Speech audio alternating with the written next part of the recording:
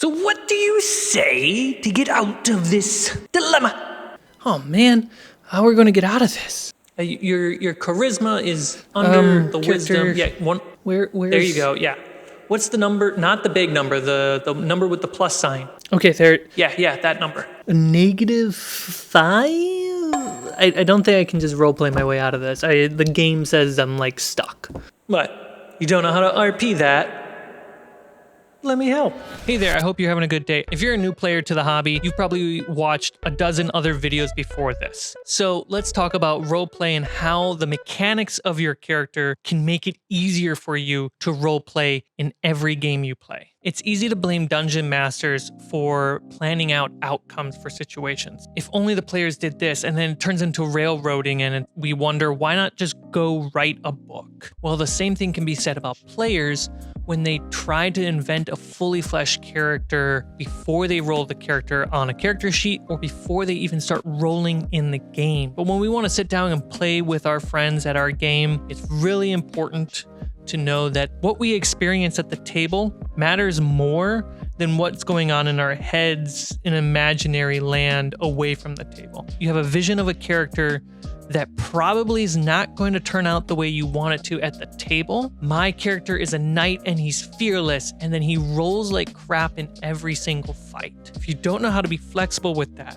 and how to use that to create an interesting character and roleplay through that, you're not going to have a fun time playing these games. So let's go over a few things that I use to help myself as a player and often as a dungeon master, and just things that can lead to creative ideas. Let's start with the primary stat of your character. Every class has a primary stat. Every mid-maxer knows this. You invest all your points into that so that way you can win against every monster the dungeon master throws at you. If you attack with a sword, invest in strength. If you attack with a bow, invest in dex. If you cast spells, pick wisdom, intelligence, or charisma. Whatever the class needs, invest in that. But let's take a step back. Let's talk about storytelling and how that can inform your roleplay. A common person in the world of Dungeons & Dragons is a 10 across the board. This is someone solely raised on the common education in the setting. They do common work, they have common wisdom and common characteristics. They are just a basic person. Yes, maybe they occasionally will have 1 to 4 points high on a single stat or 1 to 4 points low on a single stat, giving them a little bit of a flaw or a confidence boost in something. But for the most part, these stats for the common person don't change from the moment they are a child and doing chores and going to school or learning from their parents to the moment they retire and pass away. This is what makes adventurers exceptional. Your primary stat is what your character is best at. It is what they're most confident at. A 20 strength doesn't mean you're Hercules or Captain America. It means that you are an athlete. It means you're one of the best bodybuilders anyone could find. If you want Hercules or Captain America, you're going to need magic, because that's what those characters have. They have magic abilities to make them stronger than the strongest person you can find. So for roleplay, lean into that high stat and use that to inform how your character solves problems, how they approach challenges, how they help others, how they intimidate threats. And consider that this is the skill, the ability that they've used to help survive through life, whether it's the natural world or the developed world, versus just thinking as your primary stat as your attack modifier or spell DC modifier. All right, let's move on to the secondary stat. Yes, every class has a secondary stat. You can find it right next to the primary. It's really important for min-maxing, but that is not what I'm talking about here today. I want to talk about the consequential social aspects of a secondary stat, even if it's not what the game recommends for your class. And this is the beauty of a tabletop game over a video game, because your dungeon master can adapt the game a little bit to what you are building for your character. For a barbarian with a high strength, which makes sense so you can play the archetype and the theme of that class appropriately, what's the difference between a strong barbarian that becomes a bully or is a guardian? What defines how they use their strength? Is it wisdom and empathy?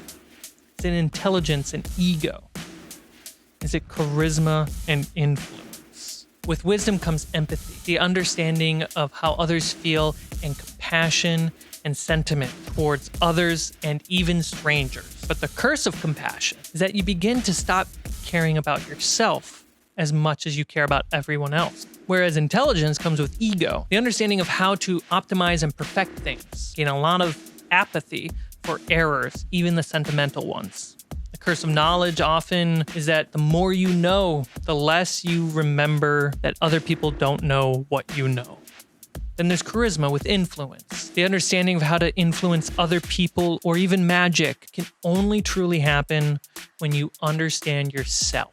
Good, bad, subtle, or even the obvious ways. Without caring for others, your influence can lead to conflict. Without ego, your influence won't lead you to what you desire the most. It's why I really think martial class's secondary stat should be a mental stat. Wisdom, intelligence, or charisma. For casters, it can define how they use their magic. When a druid seeks wisdom and compassion for nature, they can lose themselves. They need to invest in charisma so that way they can stay attached to their needs as well. Same thing with clerics. Clerics become too compassionate for others, they forget their needs as well. The more wizards invest in optimizing and perfecting their spells and their potions and their goo-gadded whatever things they're making in their towers, they become more apathetic. They become more hyper-focused. They start to ignore the feelings of other people around them, and they forget how to influence other people as well. A bard can tell stories of other people, but what leads them to that? Is it their ego so they can make a profit? Is it wisdom so they can share the sentiments of other people's tales? A sorcerer can influence the innate magic running through their blood. Will ego lead them to optimizing and controlling their power? Or will they invest in wisdom so they can trust in their feelings when dealing with others? Having your second stat be an informative of how you want your character to use their main stat is min-maxing, in my opinion, in the way of storytelling. Consider that. And while you consider that, consider hitting the subscribe button and the like button on this video. Let's move on. Your lowest dump stat, everyone's got one. If you don't have one, you're playing the game wrong, in my opinion. It doesn't have to be like a -5 or whatever. But in the real world, everyone has a dump stat. They have something that they're not good at, not great at. But when partnered with somebody, when in a social group, a group of friends, a group of adventurers, there are other people around you that are good at that thing. And they can take the lead at that. They can balance out your flaws just as much as your strength can balance out their flaws. And that makes you a good group. That makes you a healthy friend.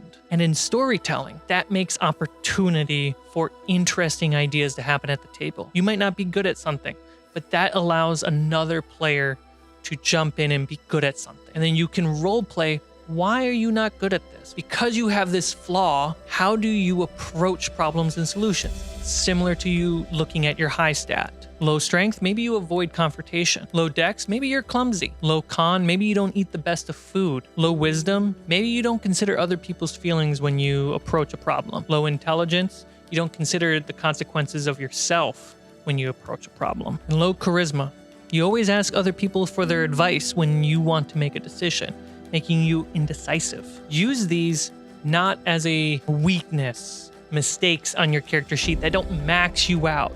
This is a game of sharing ideas, and we use dice to make it not perfect. So by making a character that's perfect and maxed out in the beginning is setting you up for failure, because the game is designed for you to not make perfect choices. And so that way, when you make a choice and something great happens, it's exciting and worth happening. So you should have your roleplay be based off these flaws, these low stats, these medium stats that support your main stat, and then obviously your main stat that informs the archetype and theme that you are interested in playing. Then let's talk about while playing the game. You have low rolls and high rolls. Basically, we're talking about critical failures and critical successes. I find that your critical failures should lead to your fears and flaws as you are playing. It develops, and you can build backstory about that. Let's say you're fighting a hag and you're constantly missing. That can mean that maybe your character is actually afraid of hags. Maybe there was a hag that attacked your village when you were a child, and this is reminding you of it. Just saying that and using that low roll as inspiration rather than a reason to get mad at the game or the game master or the dice, which just makes the table really awkward. You prompt an element of the story that might just come up. You prompt a reason for everyone at the table to get excited when you do hit. Not because, yeah, you finally rolled well on a gambling game. No, because your character overcame a fear. When you roll high, maybe that's building your confidence just to get knocked down. Maybe you're a barbarian, you're constantly hitting and your rage is making you win so much. And then what happens when you roll low? Story-wise, what does that mean? That might mean your rage has left you. What motivated your anger is now gone. Now you gotta look for reasons to be mad. Or reasons to build passion that can be used as rage.